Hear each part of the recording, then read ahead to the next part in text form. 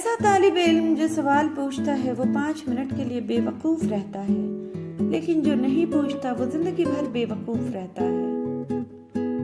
اللہ نے تمہیں پریشان دیکھا ہے، اللہ نے تمہیں خاموشی سے بکھرتے دیکھا ہے، تمہارے آنسو تمہارے درد کو جانتا ہے وہ، تمہاری روح کو کمزور پڑتے تمہارے دل کو ٹوٹتے ہوئے دیکھا ہے، تمہارے ذہن کی نسوں کو پھٹتے دیکھا ہے۔ آج ہمت کرو وہ باتیں سن کر جو تمہیں تکلیف دے رہی ہیں، جلد سب کچھ ٹھیک ہوگا، تم صبر کرو، بس صبر کرو، صبر کرو۔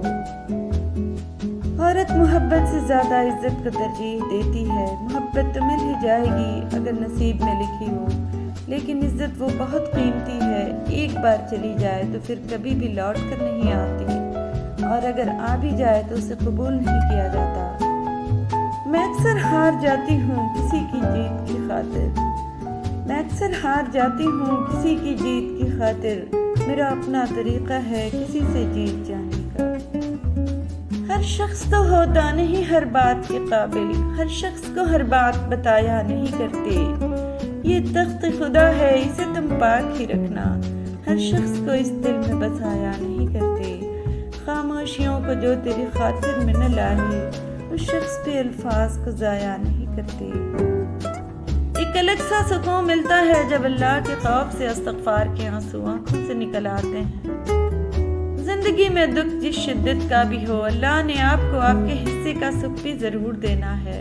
آپ کا حساب کتاب شاید غلط ہو جائے، لیکن اس کے پاس سارا حساب کتاب بالکل اپنی اصل حالت میں موجود ہے۔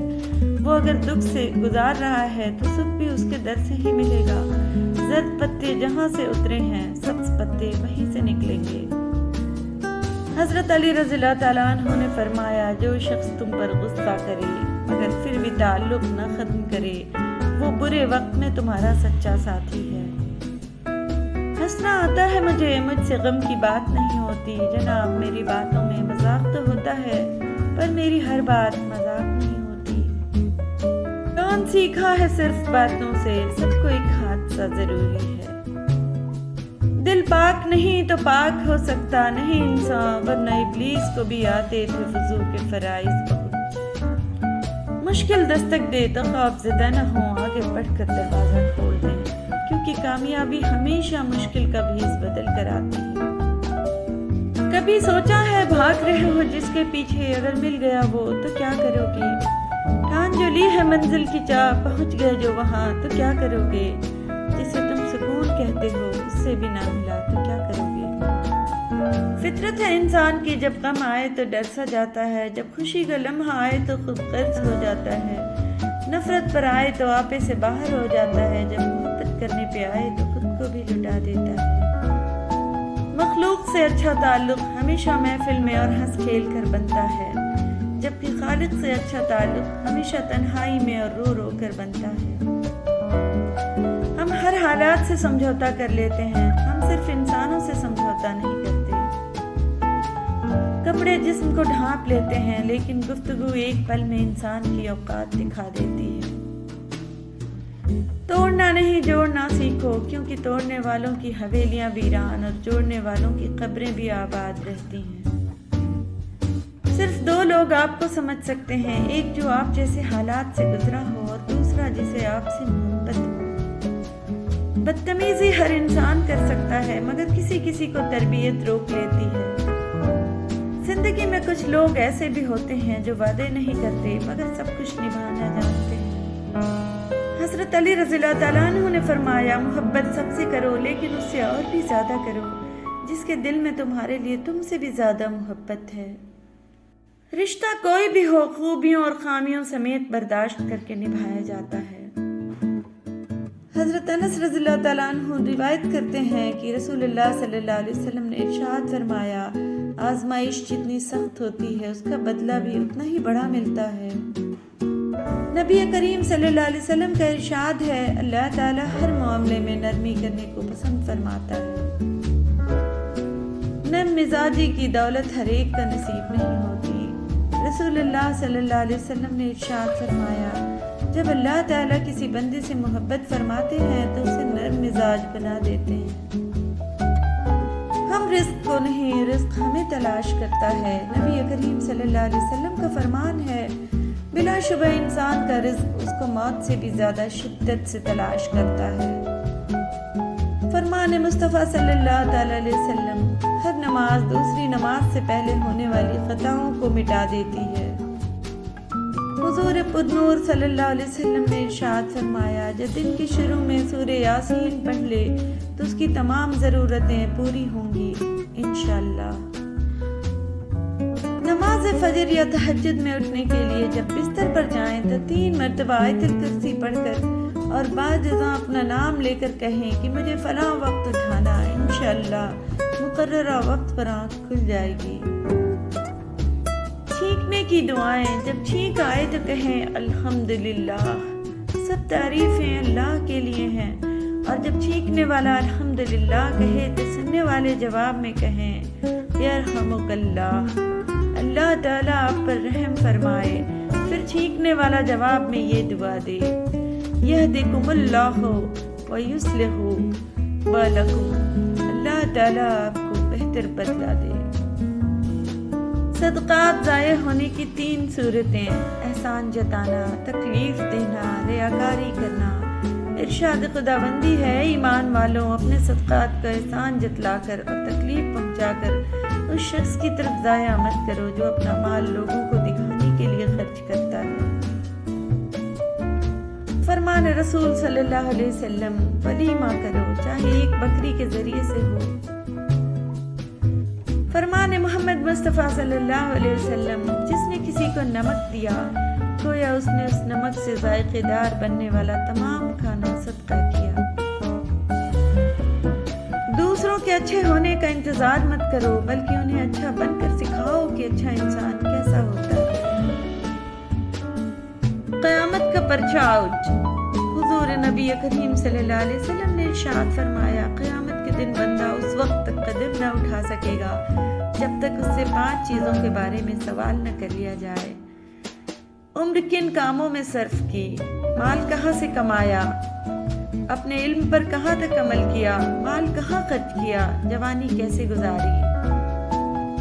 رسول اللہ صلی اللہ علیہ وسلم نے ارشاد فرمایا، 3 دعائیں ضرور قبول ہوتی ہیں، ان کی قبولیت میں کوئی شک نہیں: باپ کی دعا، مسافر کی دعا، مظلوم کی دعا۔ نماز کی تو وہ شان ہے جو روک دیتی ہے طواف کعبہ کو، تو تیرے کاروبار کی کیا اوقات ہے جس کے لیے تو چھوڑ دیتا ہے نماز کو۔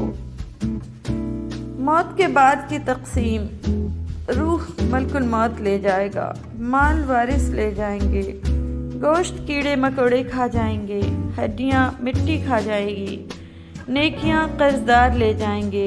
ابن آدم، کوشش کرنا کہ ایمان شیطان نہ لے جائے۔ کسی کی راہ میں ناحق مشکلات پیدا کرنے سے پہلے سوچ لیں کہ آپ اس کی تو صرف دنیا خراب کر رہے ہیں لیکن اپنی آخرت تباہ کر رہے ہیں۔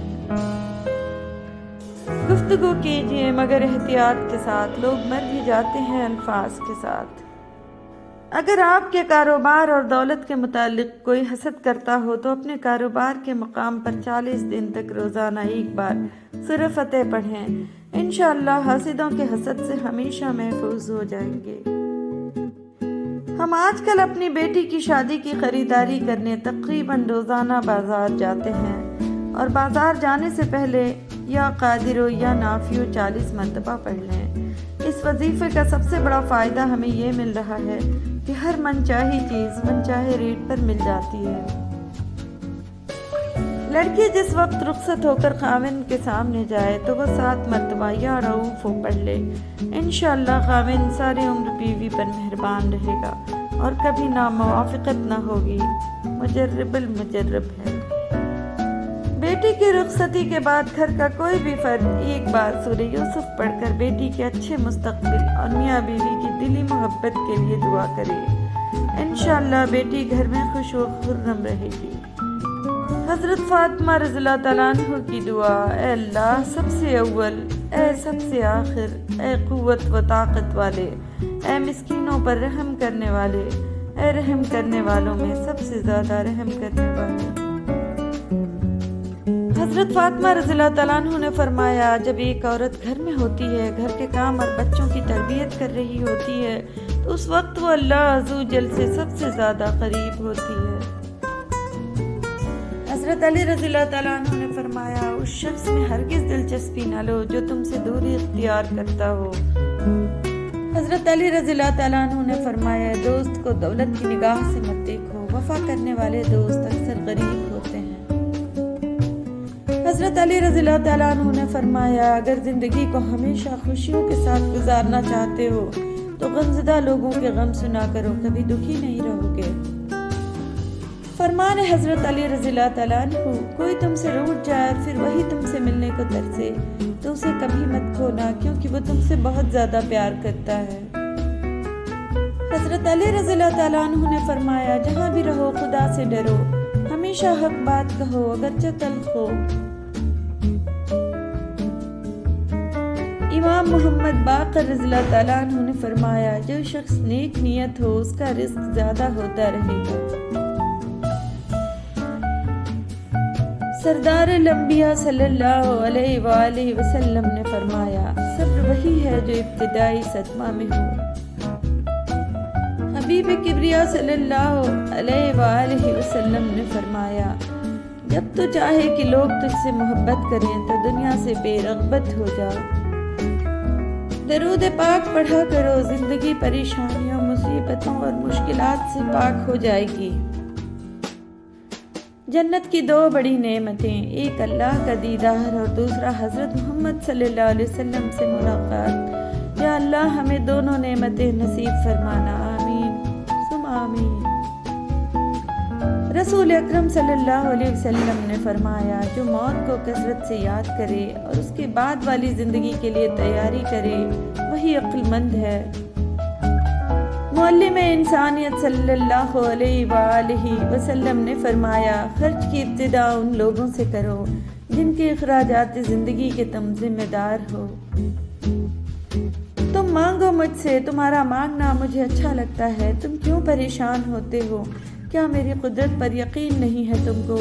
میں تو تمہاری شہ رگ سے بھی زیادہ قریب ہوں۔ جب تم اپنی ماں کی نیت پر شک نہیں کر سکتے تو اس پر کیسی بے یقینی جو تم سے کئی ماؤں سے بڑھ کر محبت کرتا ہے۔ مجھ سے مکمل یقین کے ساتھ مانگ کر تو دیکھو، عرش پر کن کہہ کر پوری دنیا کو تمہارا وسیلہ بنا کر تمہیں نہ نواز دوں تو کیا؟